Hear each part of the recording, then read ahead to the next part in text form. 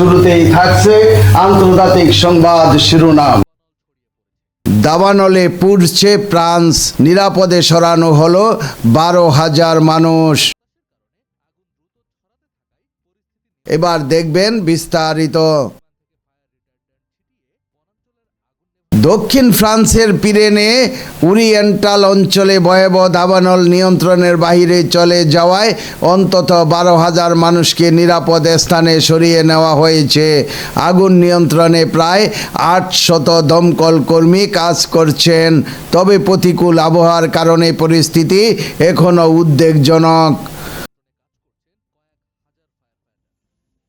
মঙ্গলবার 7 জুলাই ত্রেবিলাক কমিউনে দাবানল দ্রুত ছড়িয়ে পড়ায় স্থানীয় বাসিন্দাদের জরুরি ভিত্তিতে সরিয়ে নেওয়া হয়। বিএফএম টিভির বরাত দিয়ে স্থানীয় প্রশাসন জানিয়েছেন, পিরেনে ওরিয়েন্টাল অঞ্চলের দাবানল এখনও নিয়ন্ত্রণে আসা সম্ভব হয়নি।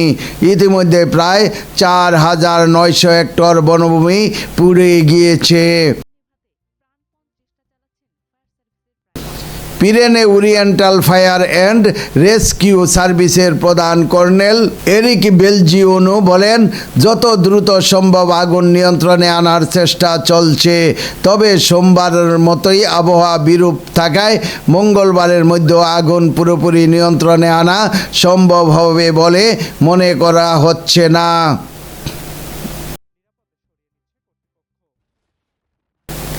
ফ্রান্সের আবহাওয়া বিভাগ জানিয়েছেন, দেশের 3টি বিভাগে দাবানলের ঝুঁকি অত্যন্ত বেশি এবং আরও 61 বিভাগে উচ্চ পর্যায়ে রয়েছে। একই সঙ্গে তীব্র তাপ প্রবাহের কারণে 61 বিভাগে অরেঞ্জ সতর্কতা জারি করা হয়েছে।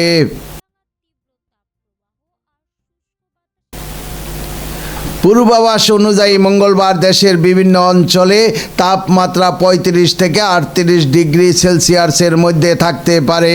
আর দক্ষিণ পশ্চিমাঞ্চলের কোথাও কোথাও তাপমাত্রা 41 ডিগ্রি সেলসিয়াস পর্যন্ত পৌঁছাতে পারে।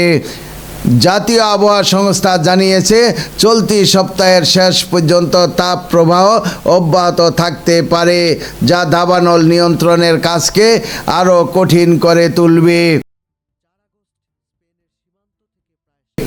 ফ্রান্সের প্রধানমন্ত্রী সেবাস্টিয়ান লেকর্নু সোমবার জাতীয় পরিষদে বলেন, চলতি মৌসুমে এখন পর্যন্ত প্রায় 14,500 হেক্টর বনভূমি আগুনে পুড়ে গিয়েছে। এটি গত বছরের একই সময়ের তুলনায় প্রায় 3 গুণ বেশি। তিনি বলেন, জলবায়ু পরিবর্তনের প্রভাবে তাপ প্রবাহ ও দাবানলের ঝুঁকি বাড়ছে, তাই পরিস্থিতি মোকাবেলায় সরকার সর্বোচ্চ চেষ্টা চালিয়ে যাচ্ছে। সূত্র আনাদুলু এজেন্সি।